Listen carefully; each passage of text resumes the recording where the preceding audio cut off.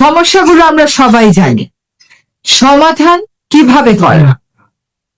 আসলে সত্যিকারই সমাধান করতে গেলে আপনাকে আইনি কাঠামো লাগবে, উপযুক্ত আইনি কাঠামো, আপনাকে উপযুক্ত প্রাতিষ্ঠানিক কাঠামো নিশ্চিত করতে হবে, একই সাথে আপনার রাজনৈতিক প্রতিশ্রুতি লাগবে এবং প্রশাসনিক সহায়তা লাগবে। এই রাজনৈতিক সদিচ্ছা আর প্রশাসনিক সহায়তা একটা আবার একটার সাথে সম্পর্কিত।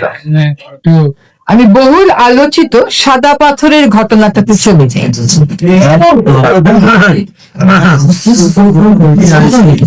আমি বহুল আলোচিত সাদা পাথরের সমস্যাটাতে চলে যাই। সাদা পাথর কেন? সিলেটের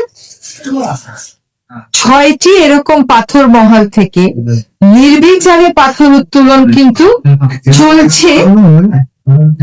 আমার প্রথম মামলা করা হচ্ছে 2009 সালে, তারও ধরেন 2 বছর আগে থেকে এরকম চলছে। এটা কিন্তু 2025-এর কোনো ঘটনা না, এটা এতদিন যাবৎ চলে আসছে।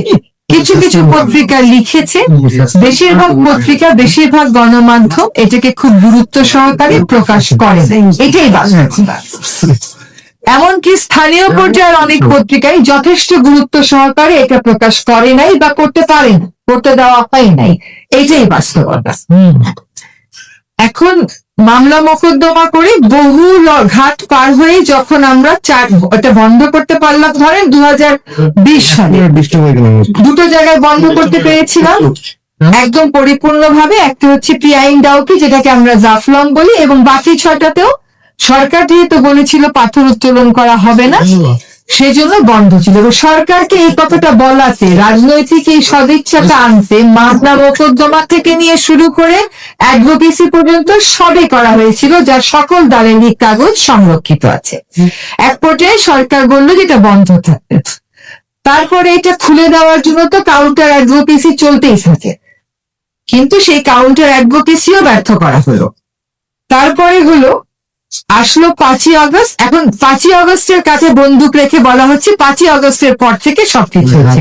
কতগুলো সহজ ইকোনমিক ক্যালকুলেশন দেখেন।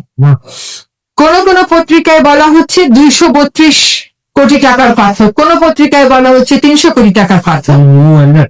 সিলেটের পাথর মহলগুলো ইজারা দিয়ে, সিলেটের পাথর মহলগুলো ইজারা দিয়ে 5 বছরে 2014 থেকে 19-এ সরকার কত কোটি টাকা পেয়েছিল একটু খোঁজ করবেন।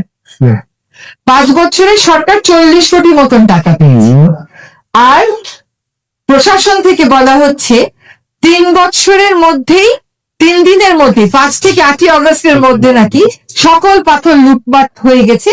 সেগুলোর দাম বলা হচ্ছে 500 কোটি, 300 কোটি, কেউ বলছে 1000 কোটি। তাহলে ওই 5 বছরের সরকারের যে রাজস্ব আদায়, এটা কি কোনো যুক্তিতে টিকে? আপনি 5 বছরে রাজস্ব পেলেন 40 কোটি মতো, তাহলে বছরে কত করে পেলেন? 10 কোটি। আরো 3 দিনে লুটপাট করে নিল কত কোটি? তার মানে যে পরিমাণ পাথরের মূল্য, তার সাথে সামঞ্জস্য রেখে কোনোদিনও এটা রাজস্বটা আদায় করা হচ্ছে না। ফলে একটা লুটেরা গোষ্ঠী তো আমরাই সৃষ্টি করে যাচ্ছি। এখন দেশের পাথরের 6% কেবলমাত্র আসে দেশের অভ্যন্তরীণ সূত্র থেকে। এটা আমরা কেমন করে জানলাম? বহুবার লেখালেখির পরেও কেউ আমাদেরকে দিতে পারলো না। একসময় সিলেটে একজন ডিসি ছিলেন, উনি এটার বিরুদ্ধে অবস্থান নিয়েছিলেন। উনি, ওই যে বললাম রাজনৈতিক সদিচ্ছা এবং প্রশাসনিক সমর্থন, তিনি লিখেছিলেন দেশের মোট পাথরের চাহিদার মাত্র 6% আসে আমার এখান থেকে। তাহলে বাকি 94% যখন আমি বিভিন্ন দেশ থেকে আমদানি করি, এইটুকুন কেন আমি আমদানি করে এই 6টা জায়গা আমি রক্ষা করতে পারলাম না? কেন আজ পর্যন্ত একটা ট্যুরিজম মাস্টার প্ল্যান হলো না এই 6টা পাথর মহল নিয়ে? কেন এখানে আমি ট্যুরিজম ডেভেলপ করতে পারলাম না? এটা আমাদের পাশে যিনি যোগেশ আছেন, উনার দেশে মনোকামনা বলে একটা জায়গা আছে, সেখানে কিন্তু ওনারা এইরকমই একটা প্রাকৃতিক আবহে সুন্দর ট্যুরিজম করে ফেলেছে। আমাদের সীমান্তের ওই পারেও কিন্তু এরকম জায়গাগুলো সংরক্ষিত। এখন সাদা পাথরে আমরা কখন সফল হলাম? ধরে নেন ওই 4 বছর মামলা মোকদ্দমা, অ্যাডভোকেসি, সরকারের সিদ্ধান্ত, এই সমস্ত কারণে বন্ধ ছিল। তারপরে আইন শৃঙ্খলা পরিস্থিতি আমরা সকলেই জানি যে অগস্ট থেকে নভেম্বর পর্যন্ত কিরকম ছিল। তারপরেও কিন্তু প্রতিনিয়ত পাথর কিন্তু আসলে আমার মন্ত্রণালয়ের বিষয় না। আমি পরিবেশ করি বলে এই দায়টা আমি নিয়েছি, দায়িত্বটা আমি নিয়েছি, দায়টা নিতে পারছি না, দায়িত্বটা নিয়েছি।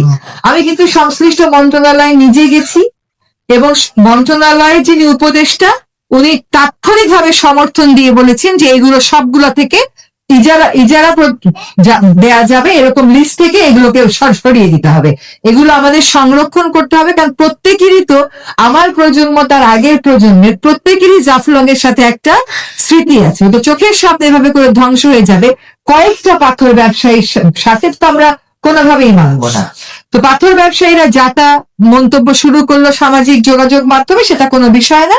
বিষয় হলো আমরা 2 উপদেষ্টা গেলাম জুন মাসে। আপনারা আর কোনোদিন কোন উপদেষ্টারা পাথর তোলা বন্ধ করতে স্পটে গেছেন এটা দেখেছেন বলে আমার জানা নেই। আমরা ওখান থেকে চলে আসার পরে বেশ শক্ত অভিযান শুরু হলো। যে সমস্ত পাথর ভাঙা কারখানায় বিদ্যুৎ সংযোগ ছিল, বিদ্যুৎ লাইনগুলো কেটে দেওয়া হলো। তারপরে সর্বদলীয় ঐক্যের কথা আমিই বলেছিলাম, এটাও আপনারা জানেন, এবং তারপরে আপনারা অনুসন্ধান করে সর্বদলীয় ঐক্য বের করেছেন। এই জন্যই রাজনৈতিক ঐক্য গুরুত্বপূর্ণ। রাজনৈতিক সমর্থন যদি না থাকে তাহলে তো প্রশাসন আপনাকে সাহায্য করবে না। প্রশাসন যদি আপনাকে সাহায্য না করে, এটা তো কোন একক ব্যক্তি বা একক উপদেষ্টার পক্ষে বসে বসে নদী দখলকারী স্থাপনা ভাঙা সম্ভব না, এটা প্রশাসন ভাঙবে। পাথর উত্তোলন অবৈধভাবে রোধ করা প্রশাসন করবে। সেখানে প্রশাসনের ওই রাজনৈতিক সমর্থনটুকুন লাগে, যেটা আমরা বারবার নদীর ক্ষেত্রে, জলাশয়ের ক্ষেত্রে দেখেছি, সেটা একেবারেই অনুপস্থিত, একেবারেই অনুপস্থিত। এবার আসি, সাদা পাথরে আমরা সফল হলাম যখন জনগণ এটার বিরুদ্ধে একভাবে কথা বলা শুরু করলো। জনগণের কাছে আমাদের একটা আহ্বান, শোনেন, রাজনৈতিক সরকারি বলেন আর আমাদের মতো অন্তর্বর্তী সরকারি বলেন, জনসমর্থন পেলে যে কোনো কাজ এগিয়ে নিতে সকলের জন্যই সুবিধা। ঠিক যেইভাবে সাদা পাথর নিয়ে আমরা কথা বলেছি, আজকে যেন একইভাবে বাঁকখালী নদীর দখল নিয়ে আমরা কথা বলি। কার 10 তলা ভবন ভাঙতে বাধা দেওয়ার জন্য আজকে মাঠ পর্যায়ে এই প্রতিরোধ গড়ে তোলা হলো? কার 4 তলা ভবন বাঁকখালীতে থাকার কারণে ওইটা যাতে ভাঙা না হয় সেই জন্য এই প্রতিরোধ গড়ে তোলা হলো? আপনারা সামাজিক যোগাযোগ মাধ্যম যারা ফলো করেন তারা দেখবেন তো, কারা খুব খুশি হয়েছে যখন আমরা উচ্ছেদ বন্ধে বাধ্য হলাম, খুশি হলো কারা, এইটা একটু দেখবেন তো। এই উচ্ছেদের পরিকল্পনা ছিল 5 দিনে, 3 দিন কিন্তু উচ্ছেদ করা গেছে, প্রচন্ড বিরোধিতা, প্রচন্ড বাধার মুখে করা গেছে। মাঝখানে একদিন আর গতকাল উচ্ছেদটা করা গেল না। তার অর্থ এই না যে উচ্ছেদ থেমে গেছে, উচ্ছেদ হবে। বাঁকখালী নদীকে আমরা অবশ্যই দখল মুক্ত করব। সেজন্য আমরা রাজনৈতিক সমর্থন যেন পাই, প্রশাসনিক সমর্থন যেন পাই, সেটাও দেখতে হবে। আপনারা যদি প্রথম 3 দিন বাঁকখালী নদীর দখল উচ্ছেদটাকে ফলো করে থাকেন, দেখবেন যে আইন শৃঙ্খলা রক্ষাকারী বাহিনী সর্বোচ্চ প্রস্তুতি নিয়ে সেখানে